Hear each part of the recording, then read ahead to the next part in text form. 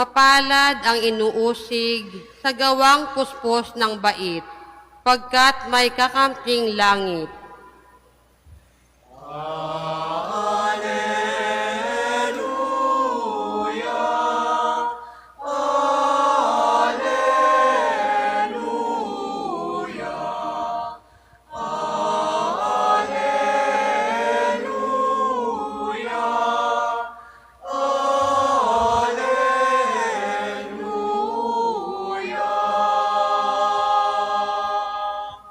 Sumainyo ang Panginoon. At sumayo rin. Ang mabuting balita ng Panginoon ayon kay San Mateo. Papuri sa iyo, Panginoon. Noong panahong iyon, sinabi ni Jesus sa kanyang mga alagad, "Kung ibig ninumang sumunod sa akin, limutin niya ang ukol sa kanyang sarili, pasanin ang kanyang krus at sumunod sa akin. Ang naghahangad na magligtas ng kanyang buhay ay siyang mawawalan nito. Ngunit ang mag-alay ng kanyang buhay alang-alang sa akin ay siyang magkakamit noon. Ano nga ang mapapala ng isang tao makamtan man niya ang buong daigdig kung ang katumbas naman nito'y ang kanyang buhay? Ano ang maibabayad ng tao para mabalik sa kanya ang kanyang buhay? Sapagkat darating ang anak ng tao na taglay ang dakilang kapangyarihan ng kanyang ama at kasama ang kanyang mga anghel. Sa panahong yaoy, gagantihin niya ang bawat tao ayon sa kanyang ginawa. Sinasabi ko sa inyo, may ilan sa inyo rito na hindi mamamatay hanggat di nila nakikita ang anak ng tao na pumaparito bilang hari." Ang mabuting balita ng Panginoon. Pinupuri ka namin, Panginoong Heso Kristo. Isang magandang gabi po sa inyong lahat. Ngayon po ay Biyernes ng ika-18 linggo sa karaniwang panahon at ating pong ginugunita ang kapisahan ni Santo Domingo, isang pari na patuloy nung siya'y nabubuhay pa sa mundong ito ay sinikap na maipahayag ang mabuting balita, pasanin ang kanyang krus at sumunod kay Kristo, na siyang ating ding narinig sa ating ebanghelyo ngayon. Pero maganda po na mapagnilayan muna natin ang ipinahayag na salmong tugunan na sinasabing, "Sa lahat ng ginawa mo, magbubulay-bulay ako." Yung paanyaya sa atin, no, na hindi ko alam kung may nagpa-practice ba ngayon? Ano ba sa inyong mga nararito?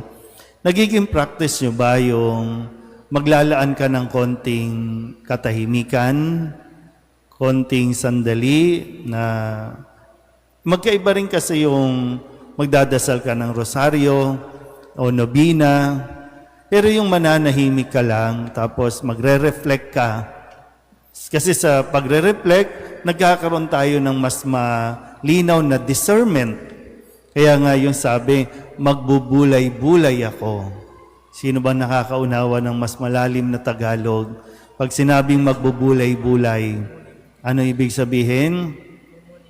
Magninilay, pag-iisipan. Ibig sabihin yung paanyaya na balikan mo rin, di ba? Alalahanin mo muli yung mga ginawa ng Diyos para sa iyo.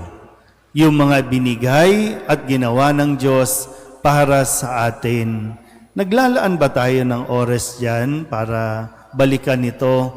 At sa pagbabalik natin, nagdadala ito sa atin ng isang mas malalim na pagpapasalamat sa Diyos.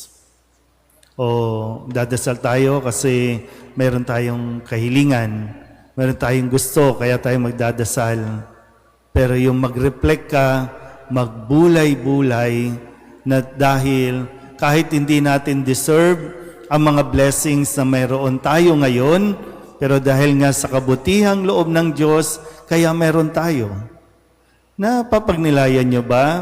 Halimbawa, ito mga nandito sa pre-departure area. Ito yung mga nandito, no? Napapag-isipan nyo ba na, biruin mo kahit na may edad na, nakakapagsimba pa kayo? Yung bang hindi pa nawawala yung panlasa ninyo, hindi pa nawawala yung pandinig ninyo, di ba? Kompleto pa, maayos pa, nakakatayo pa. Yan ba napapag-isipan ninyo na napakabuti ng Diyos sa inyo? Na nabubuhay kayo, hindi kayo pumipila sa tupad, sa akap, sa paayuda, ayahay ang buhay. Pero yan ba napapagbulay-bulayan natin para may pagpasalamat sa Diyos? Kasi maganda yung paanyaya din ni Jesus, di ba? Ang sabi, kung sino man ang gustong maging alagad ko, limutin ang kanyang sarili, pasanin ang kanyang krus, at sumunod sa akin. So sa tatlong ito, ano ba, nasaan ba tayo dito? Sa puntong ito ng mga buhay-buhay natin, tayo ba ay mas nagiging mapagbigay o mas madalas nagiging selfish tayo? Kasi ang sabi, limutin ang iyong sarili. So, pag pinagnilayan natin, ano ba yung mga sinakripisyo natin na dapat para sa atin, sa sarili natin, pero ginibap mo kasi iniisip mo na mas makatulong ka sa iba. Makatulong ka sa magulang mo, makatulong ka sa pamilya, makatulong ka sa lipunan. Halimbawa, no? Nung bumoto ka ba, halimbawa lang po, no? Nung bumoto ka, inisip mo ba yung bayan? O inisip mo lang yung sarili mo? Kasi sayang po yung 1,000 eh. Sayang po yung ayuda, yung bigas, dilata. Inisip mo ba yung kapakanan ng mga kabataan? Kaya ngayon, di ba, ang gulo-gulo. Lahat nagmamagalingan. Pero karamihan naman dyan, hindi sumusunod sa konstitusyon. Ang gulo ng mga, may kanya-kanyang definition. Yung fourth tweet nga lang, pinagdebatihan pa. Di ba? Pinag-iisipan ba natin to? O lagi lang, bahala kayo dyan. Basta ako, tahimik. Basta ako, nakatanggap na. Bahala kayo dyan. Nasaan yung self-sacrifice o yung self-denial na hindi mo uunahin yung para sa sarili mo? Bagkus nga, iuhuli mo pa eh. Nasaan tayo doon sa pag-ako natin ng ating responsibilidad na sinasabing pasanin ang krus. Pero nasaan na nga ba tayo sa ating mga responsibilidad? Sinukuan na ba natin? Inayawan na ba natin?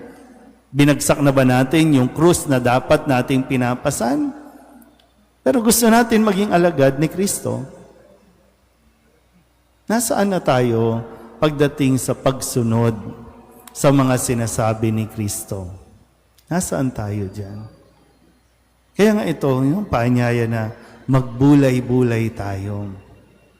Hindi lang tayo basta uupo, tatayo, minsan matutulog pa pag misa, kundi yung makapag-reflect tayo na yung paanyaya sa atin, kailan tayo kikilos, kailan natin gagawin, kailan natin siseryosohin yung pagsunod kay Kristo.